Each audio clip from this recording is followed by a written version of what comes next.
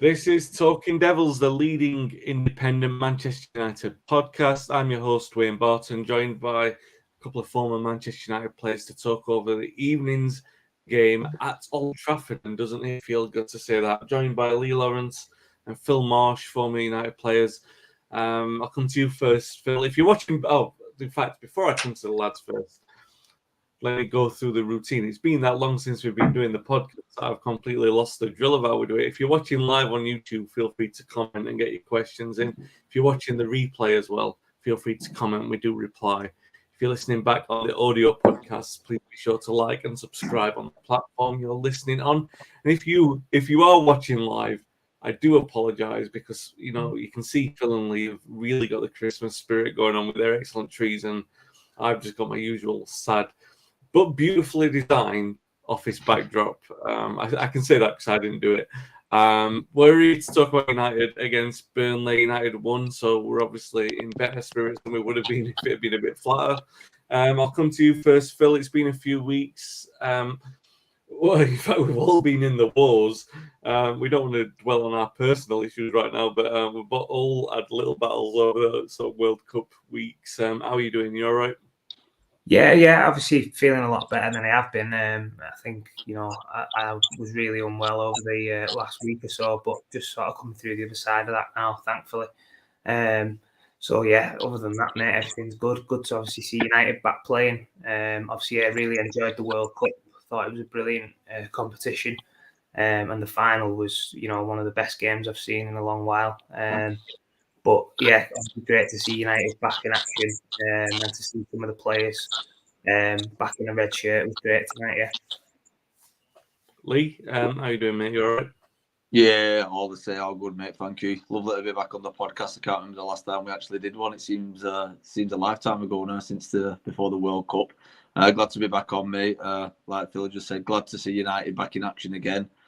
Starting off with a win is always nice. A little bit predictable at the start, I think, but I'm sure we'll go through that in a bit. But a win's a win. I think we grew into the game, and I would have took that before kick-off. So happy man going to bed tonight. Yeah, everyone wants to go to bed. We'll not keep everyone up too long. We'll talk about Manchester United 2, Burnley 0. We're in the hat for the next round. A pretty entertaining first half, to be fair. After you could see the ring rust was in there a little bit, but 8 minutes it took for a real chance to come in. Garnacho gets the opportunity, and he should really score because he couldn't get the ball out of his feet. Then there's the goal that comes halfway through the first half. Bruno, it's his pass.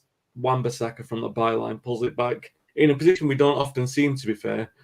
First of all, in the team to start off with, but second of all, on the byline, he pulled it back. Eriksen scored. He was in the right place at the right time. Dubravka, just about 10 minutes before half time, makes a good save from Benson. Benson had been a really strong threat in the first half an hour. And then you had this sort of crazy 5 minutes from Dubravka where he misses a cross. Casemiro needs to clear it off the line, and then he misses a Casemiro pass, and he's like rolling towards the goal line. You're thinking, "Oh my God, what's going on?" There was a moment, McTominay did well, created a chance for Martial to, he had an opportunity but didn't score from it.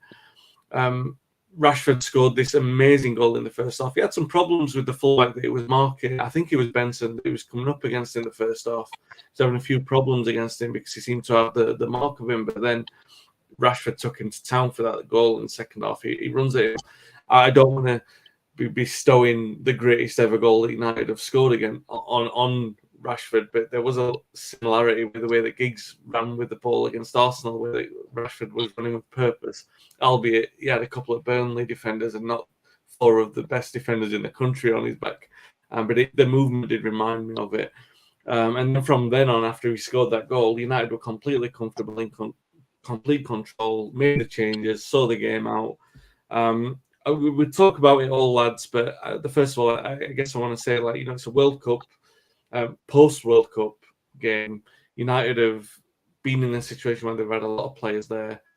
Ten Hag had a difficult choice to make, what he did with the players that he had and the players that were coming back. Lee, I'll come to you first. Do you think that he made the right selection? I know it's justified by the result, in a sense. But do you think, considering the selection that he had, that he made the right choice with the team that he picked? Yeah, I think he made, the right choice. I was a little bit flummoxed when I seen Casemiro playing centre-back, to be honest. I thought he would have dropped McTominay in there. So that threw me a little bit, but obviously he knows what he's doing, because obviously it was probably, for me, the man of the match today. I know he had that one little bad pass at the end, but that's forgivable, seeing he's a centre midfield player and not a centre-back. But I think his composure on the ball was second to none. To say he was playing at a position he didn't look that way. So it shows that the manager knows a lot more than I do, really, about the current squad. The back four in general is probably, none of them get a game when we're all back fit. But yeah, they did well. I can't really criticise anyone. I think Scott was a little bit shaky out of the whole squad. Didn't look like he was up to speed as much as, or got up to speed as much as the rest looked like they was getting up to speed. But overall, like I say, fairly enjoyable. Happy with how we've started back from the World Cup, and hopefully we can take this confidence now, what we should get from this, and when we get the boys back, obviously carry it through and move on to bigger and better things. Yeah, Phil, a difficult one for the manager, really. He's all these players coming back, and I guess in some respects he was wanting to reward some of the players that had stayed behind, not through choice. Obviously, they would have wanted to go to the World Cup if their country had qualified, or if they'd have been good enough to get into the squad. But you could see that, like there were players like Wan-Bissaka, who's been absolutely out in the wilderness, who was given an opportunity to. He's trying to be fair with them players as well. Considering the programme that United have got in front of them with the league games and the cup games, do you think that he made... And again, I know it's sort of going back on what I said to Lee, that he's somewhat justified by the result. But in terms of the players they picked, I mean, for example, would you prefer someone different to playing centre half than Casemiro, or do you think they got it right? I think it's one of them. It's, for me, looking at that squad tonight, I think the manager's just, gone with what he thought was going to get a result. I think that's a potential cup for us to sort of pinpoint this year as a potential cup we can go and win. I think Burnley are a good team under company. I think they've certainly showed that they can play good football, and they're doing okay in the Championship by all accounts so far. So I think he's just gone as strong as he can do, as he could do, really, with the players he's got available. Again, Casemiro playing at centre half, maybe he could have played Bennett or one of the younger lads to maybe give them an opportunity. But again, in hindsight, we've won the game, and for me, I think he's made the right decision. I think a lot of the players who's been away at the World Cup have come back and got a little bit of the cobwebs dusted off in terms of getting back into the way of English football and back playing together as a unit. So I think that's good. And as Lee said, when the rest of the boys come back in, I think, we can move on from strength to strength. Yeah. Though if there was one concern tonight, and I don't want to dig out, I don't like doing that with players, but there was a few scary moments with De Bruyne in the first half. We're not used to seeing that from goalkeepers. I mean, people criticised De Gea for his feet, but there was 3 or 4 minutes, and even towards the end of the second half as well, a couple of unnecessary moments where you thought, this is a bit risky. Obviously, he's on loan. Lee, you don't really have too much criticism for a goalkeeper that is only really going to be a short term. You wouldn't think they were going to sign him.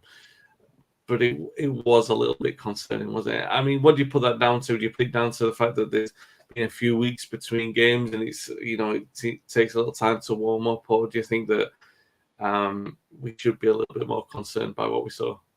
Yeah, to be honest, in my notes here, I've just got De Bruyne in capitals, nervous and shaky written at the side of it, because he was making me nervous every time the ball got put back to him, if I'm being honest. I think it's just a little bit of, it's match rustiness in it. You've not really played a game for, I don't know, has he been with us all season? He's not really, got onto the pitch. So obviously what you do in training is great, but you hear commentators say it all the time. There's nothing like having match fitness and getting into the swing of things when you're playing week in, week out. So I probably just put it a bit down to that. We know he's a quality keeper. Whether we keep him or not, I don't know. But for me, I think what I took out of the game today, And don't get me wrong, Martial was in and out. Rashford drew into it in the second half and had, after his goal, like I said, a fantastic second half. But I think what it pinpointed for me is we're still in need of a number 9. That's what I kept thinking all the time when I was watching the game. I still think we need a number 9. And I don't know if it's a popular opinion or not, but the way I watched us breaking and how quick we was breaking with the lads, with Rashford obviously on one side and Garnacho on the other, when we brought Anthony on, I just couldn't help but thinking if we had Mbappe centre forward with how quick we broke and all those rumours going around, good God, I wouldn't like to be a defender facing them three. But yeah, I think that's what I took out the game more than anything today. Was I still think it's glaringly obvious that we need a number 9. Phil, that's a really interesting point, because you've got, Sancho has got his issues. We don't know when he's going to be back in. You would presume he'll be integrated back in over the winter period. Anthony was obviously on the bench and he showed a couple of good flashes when he came on. But, Rashford, Martial, Garnacho, those are all 3 forwards who are going to feature a lot in the coming months. They're going to have to, really. You're not complaining with that with Rashford, because obviously he's in good form at the moment, scored a great goal tonight. Garnacho, you're not going to criticise him too much because, it's been a few weeks out and he ended the back end of that mini starts the season so well. So that those 2 are going to feature. You want to see Martial come in because there's a big vacation there in terms of the space that Ronaldo left. So all of those players are going to get a chance. So I'm not saying that that's the front 3, because obviously Anthony's going to come in and Sancho's going to play. Lee voiced his concerns over the number 9. What did you think of the potency of that front line tonight? Yeah, no, I totally agree with Lee there. I think, when you've got such an attacking front 3 and with the pace that we've got, I think you definitely look at that and think if we had a world-class number 9, what kind of team we could be. Because I think at this moment in time, we're building blocks, defensively, with Varane and Martinez. We've talked about that partnership being, really good. And now Casemiro and Eriksen and Bruno in the midfield. I think now we're looking further forward. And if we could get a number 9 who can, be that target man and be somebody who can, link the play and get in the box and score us 20 goals a season, then, that's the missing link for me at this moment in time. But I think obviously at this moment in time we've got to make do with what we've got. I think Martial's, still, you can't really hang your hat on him all season because he's injury prone and he's in and out, and he's not going to be, the same level every single week. But I think at this moment in time you've just got to sort of give him the opportunity to be that number 9 and just see what he can do. I think pre-season he looked really good. And Rashford's been brilliant this year. I think his confidence is back to where it needs to be in terms of getting the best out of him. And Garnacho's a young lad who's full of he's got no fear and he's going to just keep getting better. So it's positive and as you say, I think we will sort of do well this year. But I think if we could get someone in January to bolster that striking options, then there's no reason for me why we couldn't be, challenging and certainly, top 4 would be a sort of definite target that we could achieve. But then also we could probably go for a cup as well. Yeah. I think the point I was trying to get across, I just think the attacking players we've got, to name every one of them, I think they play better out wide, which says a lot for me. You know what I mean? If you look at the likes of who we've had in the past, who's been our number 9, you would have never thought of sticking them out on the wings and having a better game, because their position was to get into positions what we don't have the players at the moment to do, and to know that when the balls do get took over to them and we're putting crosses in, we've got a focal figure in there, which I think it just for me, like Phil said, if we can get that, we're starting building a squad now where we've got 2 decent left backs, 4 or 5 different centre backs. We've got different options in midfield, 4 and 5 different options on the wide positions. I think if we can, just nail that centre forward place down to a world class. I think we need a world class centre forward. Don't get me wrong, to progress. But if we could get it, then like Phil said, I think we can move on and progress quite quickly.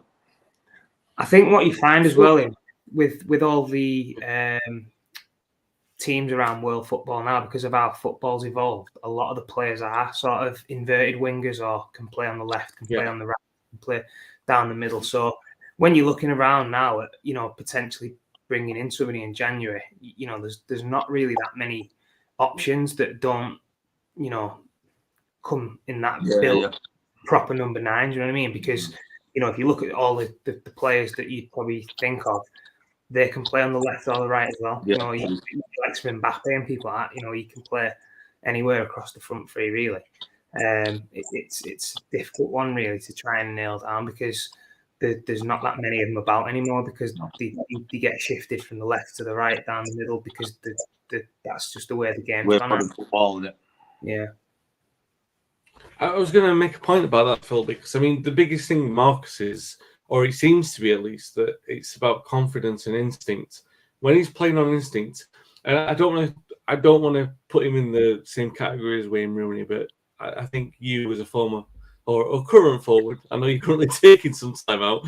You're still a current forward. I'm not going to put you retired just yet, but you know where I'm coming from in terms of. Rooney was so good with his instincts, but if you gave him sort of 5 seconds to take a chance, he'd think too hard about it. Rashford is very similar in that, and you saw it tonight when he's just running at the player and he's got a chance to take it. He's so instinctive, scores a great goal, and I think that plays into the point that you make about the inside forwards. They can interchange, they can move, they can attack different avenues of defence, and I think that's the point I want to ask. Really, is that all right?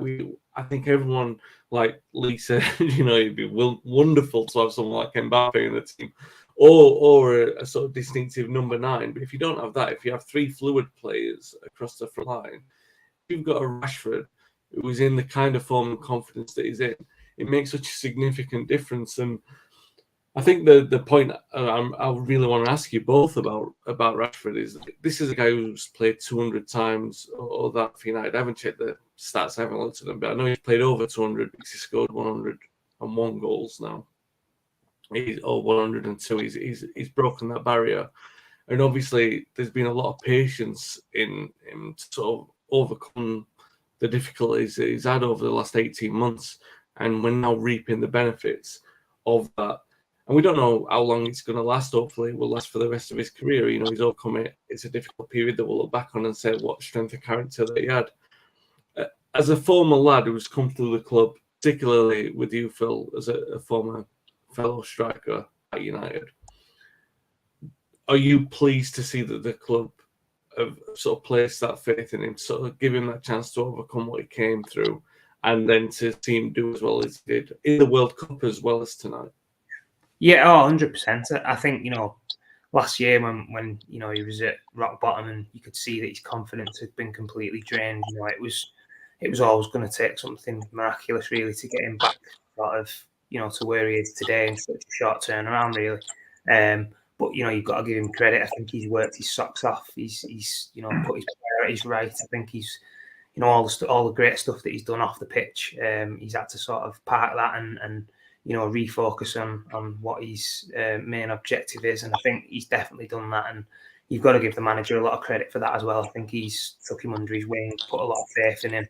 He's made him basically the main man. And I think, he's repaid him 100% with that. I think, as you said there, in the World Cup, he was probably, one of England's best players. I think every time he come onto the pitch, he had an impact on the game. Scored some great goals. His free kick was brilliant in the game where he scored, and I think for me he looks lively, and like you get on the edge of this, you see every time he's on the ball again, which is what all best players in world football make you do. So for me, he's the first player on the team sheet at this moment in time, especially with the levels and the confidence that he's got back into his game now, which is great to see. Lee, is it worth the investment? I mean, for me as a fan, it is. Like we've been through that period of difficulty, but then when you see him score against Liverpool, like he did a couple of goals against Liverpool, the winning goal against Liverpool, and you see him score against Arsenal, and you're thinking, yes, this is what we want to see. We're so proud of him. He's from our club. The things that he's done for the country and everything like that. He's one of us. I have to tweet nearly every time he scores, like Manchester Rashford is red. I feel like a compulsion to it. If I'm not at the game and I see him score, I've got to tweet it. Is it the same for you? Someone who's been at the club, you've seen, you've been through difficulties. So to see the club invest in him, is it the same for you? Do you look at him and think, have we invested too much time and patience in him? Are we not going to see the reward that we should do? Or are you looking at him and thinking, no, I'm really proud that I'm part of that same lineage that he's coming through? Look, when it's any homegrown play, and I'm sure Phil will reiterate this, you absolutely made up for him. We always say we want our own to do well. And I'm probably more than positive that's probably because of the process that us both have been through. You know what dedication, you know what commitment you've got to put into not only stay at the level of the under 17s, 18s, 19s, but like you said, to play as many games as he's played for the first team, and he's still quite a young lad. And to score the amount of goals he's scored, that takes a certain level of dedication and desire. And when Phil just said then, and it made me laugh, it's the first name on the team sheet, and Phil's 100% right. He is the first name on the team sheet. But if you go back and listen to our podcast last year, I'm sure I was calling out for him to go on loan to another league, a foreign league, to get his confidence back up. We weren't putting it in a starting 11. We was kind of disappointed when he come off the bench to play because his confidence was shot. And to see the change around and what's happened, and from there to now, I can only put it down to the manager or someone behind the scenes and giving him that confidence and having a quiet word in his ear and putting an arm around him and letting him express himself again and giving him the ability to do what he can do and show his confidence. And because like we've always said, on his day, the ability, the natural ability he's got is as good as anybody. He's as good as anybody, but we just didn't see it last year. This year, it's chalk and cheese. We're seeing him, I think the main thing is he's got a smile on his face when he's playing too, because when he was playing last season, he looked like he didn't want to be there. He didn't look like he wanted to be on the pitch. He looked like he just wanted the ground to open up sometimes and swallow him or to be took off the pitch. Now he looks like he's looking for the ball. He's looking to make things happen when he's on the ball, and that's down to confidence. And there's nothing else but confidence that's made that change around. And I'm so happy for him. I'm so happy for the club. I'm so happy for the fans, because, like I say, it's not just the likes of the lads who's been there and played from. Like you just said, the fans, when they see a homegrown player, you have a different connection with them. I think you wanted them straight away to do well, and to come back from where he was last year to watch where he is now. It's great for not just the club but for everybody involved with Man United. And fair play to Marcus Rashford for turning it around, because there's a hell of a lot of players out there with probably a bit of a worse attitude, or not got the right head, and they could have been finished. So fair play to Marcus Rashford for it. Yeah, it's not only brilliancy; it's like really emotional. It's one of those things. Like I think there are a few clubs, maybe only United, really, with that connection to the homegrown players. I know that every club does have a special connection to a player that's come through their system, but it's different at United because we've got such a legacy of it. So when you see someone, and especially Marcus, because he's such a credit to the country as well, and you want him to do well because you know that he's got the talent to do it.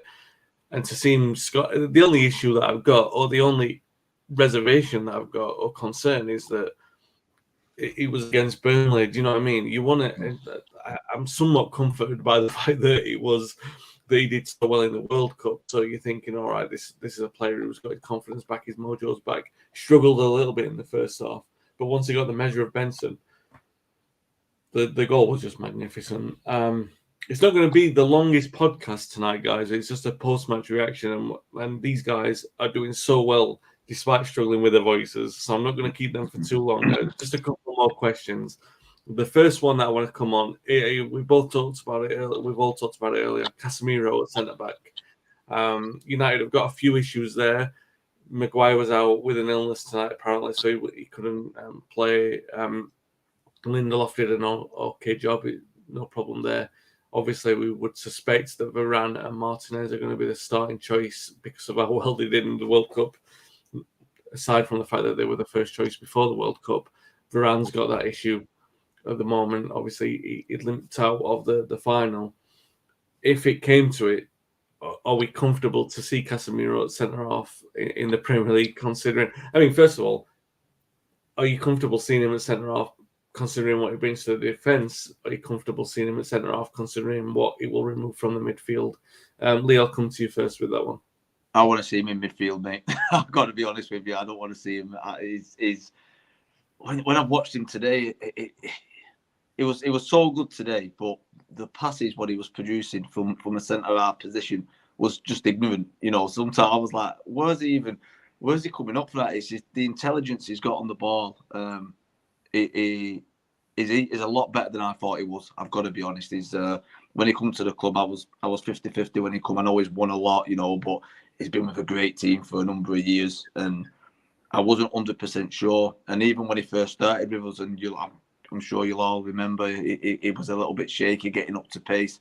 But he's a Rolls Royce of a midfield player. As a defensive midfield player, we were screaming out for it last year, absolutely screaming from the hilltops that we needed a decent defensive midfield player. But he doesn't just do the defensive part well, which, by the way, he does absolutely immaculately. He cleans up immaculately, but the quality and the vision and the passing, what he can do, you can't take him out of that role now. For me, like Phil said, you've got Rashford at the moment, and for me, you've got your Casemiro and probably Martinez, were the three pinpointed lads who's got to start every game.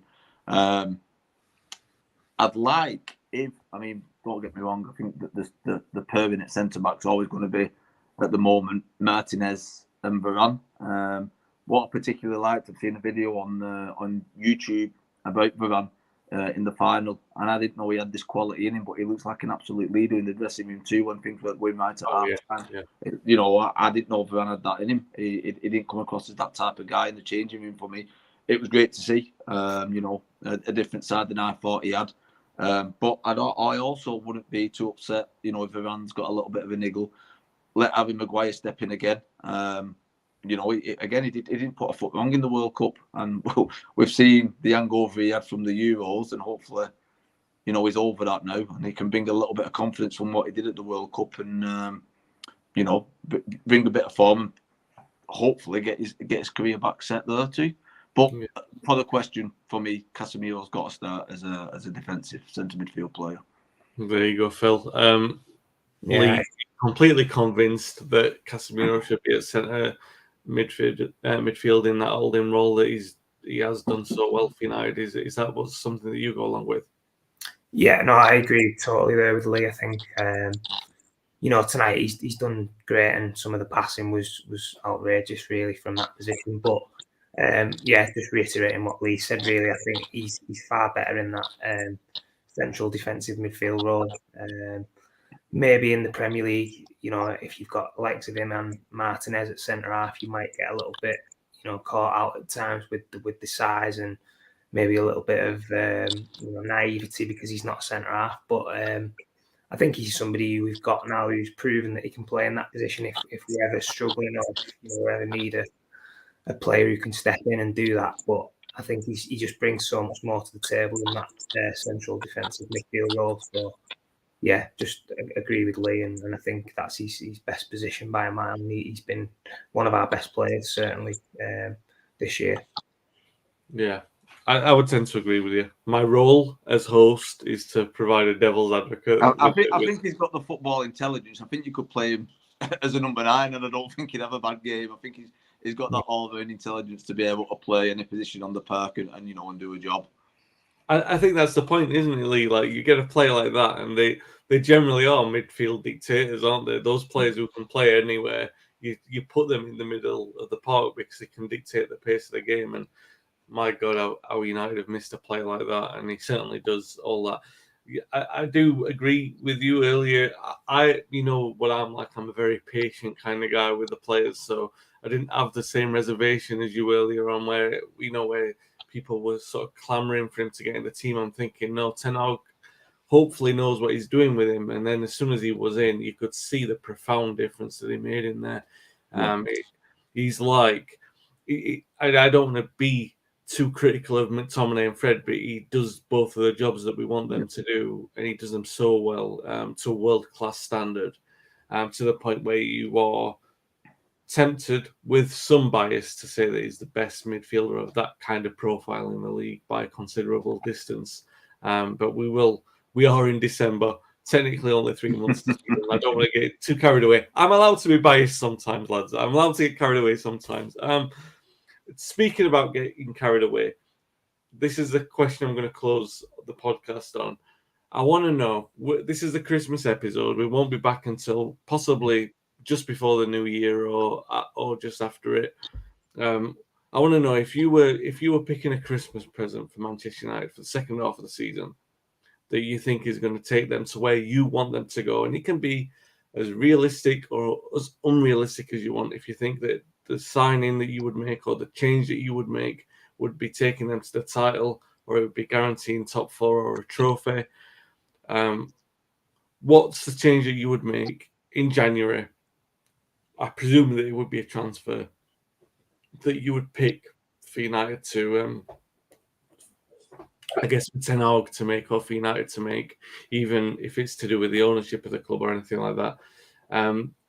In the next couple of weeks, 2 or 3 weeks, that they would make that would guarantee what you want for them for the end of the season. Phil, I'll come to you first. I'm glad you come to me first because I think I'm probably pinching what Lee was going to say.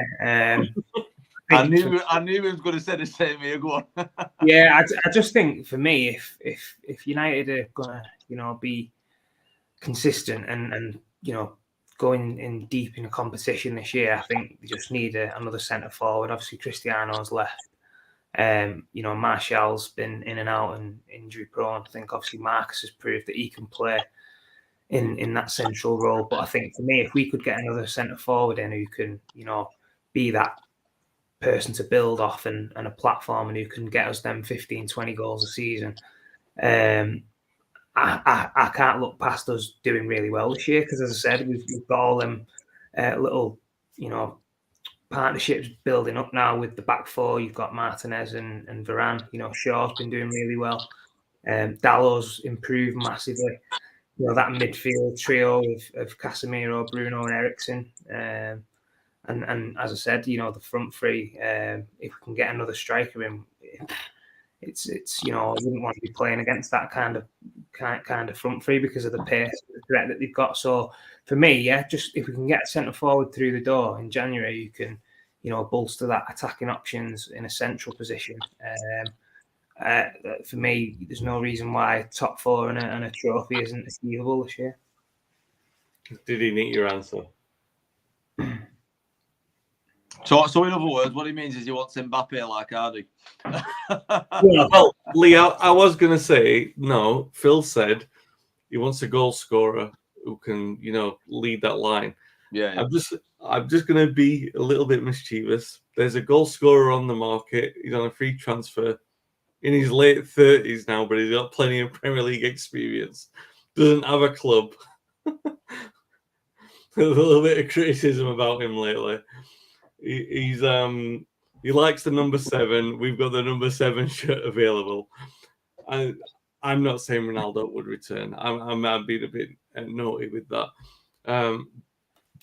But I mean, yeah, I guess you're going along with the line what Phil said there. A number 9 or a number 7, someone to fill that number 7 shirt for 6 months. It's a striker that you'll be looking at then. I'd be looking at a striker, mate. Yeah, I said it at the beginning of the podcast. We're building a squad now, and we're building a decent squad. Do you know what I mean? When we're just going off what we've just been on about before. If you remember last year, we kept saying we thought we needed a spine all the way there in the centre and build off the spine. So we didn't have one. I think with Martinez now and possibly Varane when he's fit, you've got your centre, you've got the defender. Casemiro as a midfield player. I still think we're missing that solid number 9 up front, mate. And I think once we've got that and the players and the squad around it, there's no reason, like I say, we shouldn't be challenging for minimum top 4. Whether it's realistic or not, whether we get anyone in January, I'm not quite sure. If we stay with the squad we've got, I think reaching top 4 will be an achievement. It's quite easily an achievement we can reach. But I think if we had a solid number 9 up there, even if it were Mbappe, even if you had your likes, so let's play devil's advocate, you had Harry Kane up there, who's going to guarantee you're going to get goals off him, we'd be a much stronger squad for it. And like Phil mentioned about the midfield three, and you've got, your Eriksen, your Bruno, and your Casemiro. If you look at, if they get injured, you can still put your Fred in, who you know is going to do a decent job. You know what I mean? We're getting that understudy now in the first team of strength in depth. So I'm more than happy with what Erik ten Hag's doing at the moment and what he's done since he's been in there. I just feel now we need to bolster that centre forward role a little bit more. Yeah, no, I was teasing earlier, Lee, but Kylian Mbappe is my favourite player in world football at the moment. It was so scintillating to watching the World Cup. I know everyone was saying it was Messi's World Cup, but for me, I thought it was Mbappe's. I thought that performance that I saw in the final was just extraordinary. And I know his idol growing up was Cristiano. You've seen all the pictures with the posters on the wall and everything like that, and you kind of think, maybe Cantona might have a word in his ear or something, so that you can be idolised in a certain way. Because let's face it, money's not going to be an object once it leaves Paris. It's going to be about stature in the game. And I know the entire likelihood is that he's going to end up at Real Madrid or somewhere like that. But it is a dream, and I was taking the mick earlier, but if there's one player I'd want at United, it's definitely him for sure. The other thing we've not mentioned, which seems to be getting mentioned a lot, is Gakpo. He's not mentioned on the podcast, and he seems the more likely route it looks like we're going to go down. Certainly what I'm seeing in the news and on social media, he's looking more favourable to sign than anyone else at the moment. What do you think about that, if I ask you the question? Because I'm still not 100% on him yet. We had a good World Cup, for sure. The one thing I would say is Ten Hag's choices have all been sound. I wouldn't question any of them. And even if it was, I'm not saying Mbappe over Gakpo for sure, but United have a long history of not getting the player that everyone wants them to get, but they get the second choice player. And the second choice player is generally the better option in terms of how it's worked out for United. As much as, don't get me wrong, I'm not comparing Gakpo to Mbappe, nor would I even want to put them in the same kind of field of comparison. But like Phil was talking about earlier, is that kind of inside forward that can interchange positions, and you never know how that's going to work. You would have never have thought, I guess, that Ronaldo and Rooney would work out where one would be a defined goal scorer, and you would never have put your money on that being Ronaldo in 2003 or 2004. It just works out in a different way. Gakpo is someone, obviously, that Ten Hag likes. There's been the links there from the summer. I don't know how serious it is that it would happen in January. It's going to be a weird month, isn't it, really, Phil? If you think about the fact that after a World Cup, a lot of major transfers occur, it feels like January is going to be a weird month for that. Not necessarily because United will have money to splash. I don't think that they do. But a lot of players will probably be pushing for a move instantly after the tournament. Yeah, no, definitely. And I think he was one player that I did think of. But as you say, if you've got a choice between him and Mbappe, then it's a no-brainer. But I think he would be a good option. I've not seen masses of him, but I think what I have seen, I do like him. I think he had a decent World Cup with Holland, and he looks like he can be a handful. Obviously, if the manager likes him and rates him, then we've got to trust him, because, as you said, I think that every player he's brought in up to now has been a good addition to the squad. So, yeah, it's going to be interesting to see some incomings and outgoings in January, because, as you say, straight off the World Cup, fresh from the World Cup, there's been a lot of players there who's shown really well. There'll probably be a few of them Moroccan players who get moves off the back of that. I think that Amrabat was phenomenal, wasn't it? Phenomenal. He was probably, other than your Mbappe's and Messi's, he was probably a player at tournament for me. With the way he went about his business, just absolutely ran the game. Majority of the games he played, and he just never stopped running. But yeah, there were some really good players who shown up there. So I'll tell you what I did like. And it surprised me. And because he got linked with us heavily last year, Rabiot. I thought Rabiot had a good tournament. Yeah, it surprised me massively, because when he was being linked with Rabiot, and I think it was Arnautovic at the same time, 1-8, I was like, no, what are we doing? And then I watched him in the World Cup, and I thought, do you know what? It wouldn't have been a bad timing, not to be fair. Like Griezmann for me, like I know obviously, yeah. no, he's not a centre forward, but I think the role he plays for France, he's outstanding. Like, and he works the link up play, what it was the linking and the few balls he was putting through was the United was absolutely outstanding. Yeah. So it'll be interesting because there's a lot of players there who are maybe looking to move on, and a lot of clubs will be keeping tabs on that. I think Felix too is another option. What's been mentioned quite a lot. Yeah. Felix. Yeah. They all talk about him. I think that might be a little, considering the money that Atletico paid for him, it'd be probably be an outside option. But you never know. You never know with United. The stranger things will happen at any time of the year. But yeah, it's definitely going to be an interesting one. You would think that United need an option in January, just a different option to sort of liven it up, to boost it after Ronaldo's departure and just give another boost around the club. But to be fair, Ten Hag's doing that anyway. And we'll see how the progress develops over the next few weeks. Guys, really thank you for your time. After, I know you're both sort of going through illnesses at the moment, so it's really good to get you on tonight. Hopefully we'll get you on before the new year, if not just after, to talk about the games that happen over Christmas. If you're watching live on YouTube, feel free to give us a like and subscribe. We really appreciate that. And if you're watching the replay, again, do feel free to comment. We do reply to the replay comments as well. If you're listening back on the audio podcast, please be sure to like and subscribe on that platform you're listening on. And if you're listening before Christmas, I guess it's a good time to wish you a happy Christmas and all the best for the new year. Thanks for supporting the podcast, for subscribing, for reviewing, for being with us, for engaging with the shows and everything like that with us on social media as well. Definitely appreciated by me, and I'm sure by the lads. We'll be back in a short time to discuss United's games over the winter period.